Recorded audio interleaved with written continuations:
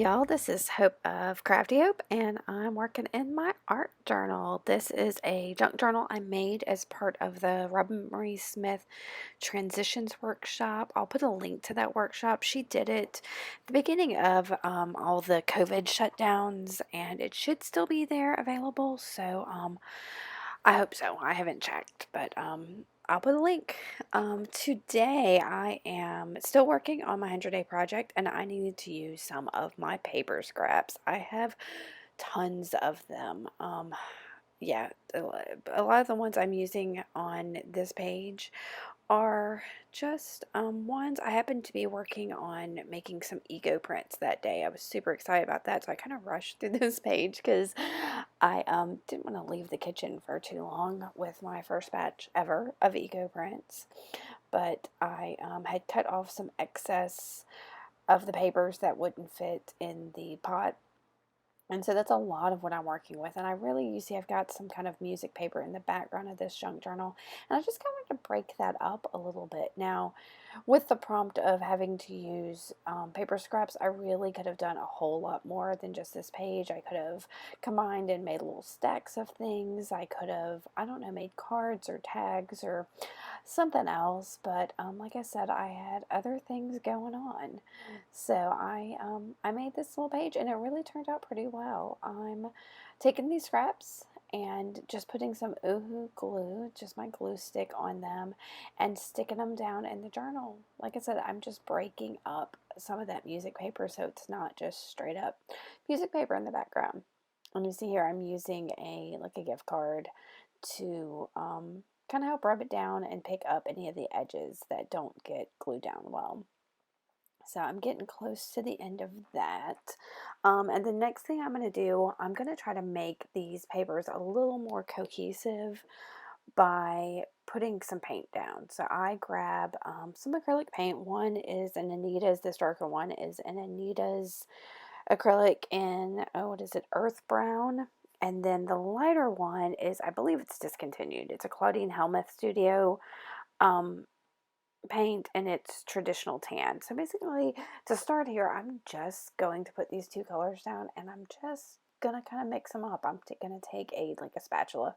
It's just a cheap spatula that I'm going to kind of just rub those around. I don't really know what I wanted. I knew I wanted to kind of keep some of the age of those papers, but I don't know. I just kind of mixed it all together. So the spatula wasn't working great for me. So you see, I switched over to just my credit card and moved that around. And then from there, I grab a paintbrush. So I'm going with all the tools today. Um, and then I like using the like credit card because it gives a neat texture, gets down in some of those nooks and crannies. And so I was using that. And here I get a glob inside my paint. Yeah, look at that. I'm so sorry. This is old, cheap paint. I probably had it forever. So I probably should. I didn't realize I went on with that so long. So anyway, I take a baby wipe and get that off my fingers, and I'm gonna blend in that little bit of brown I got on there because I think I got too much tan initially. And then I'm just picking that baby wipe back up and also using a little water and just kind of moving that paint around, letting it age that paper, get down in those nooks and crannies. And I really like how this turns out. And then I'm going to dry it real quick.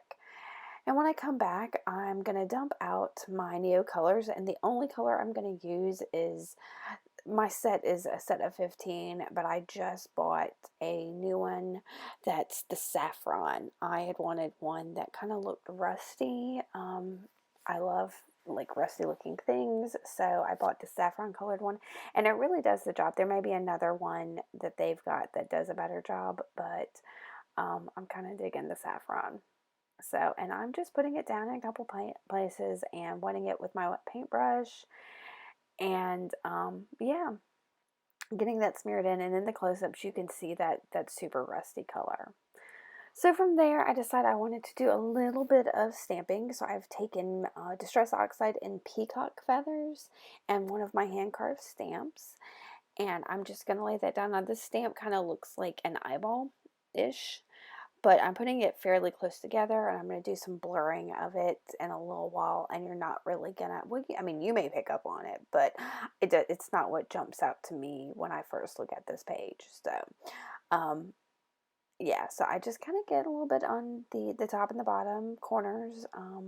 I, my last video I mentioned that I like to work so that everything's fair on the page. Now those Distress Oxides do take a little while to dry. I don't know what it is about them, but I went ahead and dried it with my heat gun. And then I have some sentiments I'd stamped with Stays On ink over on the side of my desk, and these are just stamped on cardstock, I believe. And so I'm just tearing out one that says bleh, my words, stay strong. So I don't even know what that had to do with anything, but I don't know, something about the script of it felt old, like the page. And I felt like I just needed something to back it. So I grabbed a piece of a paper bag that was just torn up in there. And it's got like the little zigzag frayed top edge to it that I really liked. I liked that little textural element to it. So I made sure I kept that on that little bag.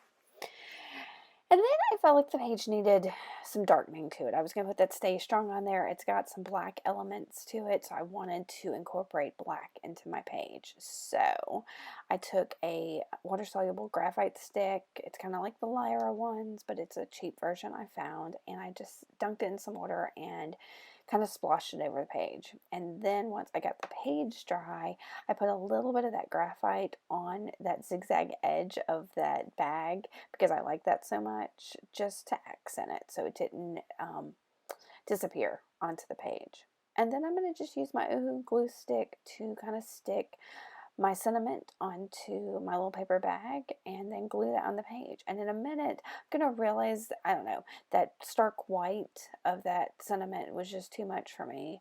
So I'm going to here's where I blur all of the edges of my stamps. Just, y'all, that's been a technique that the past few weeks I've just been digging. You'll probably see more of it later. I like that it's imperfect this way. So, but I'm going to take more of that peacock feather and put that on my nonstick craft sheet and use that same, I think it's that same brush, just a small tip brush, and put a couple little dots right on the cardstock around where it says Stay Strong, just to add something to that so it's not so stark. And that ends up, when it dries, it kind of bleeds out. You'll see that in my detail shots. And then that's it for this page, y'all. I had to get back to my eco prints. So I'm going to give you a couple of looks at how this page turned out. Let me know if you have any questions. And if you did like this, make sure to hit that thumbs up button and like this and subscribe. All right, y'all. Thanks for watching. Keep on crafting on. Bye.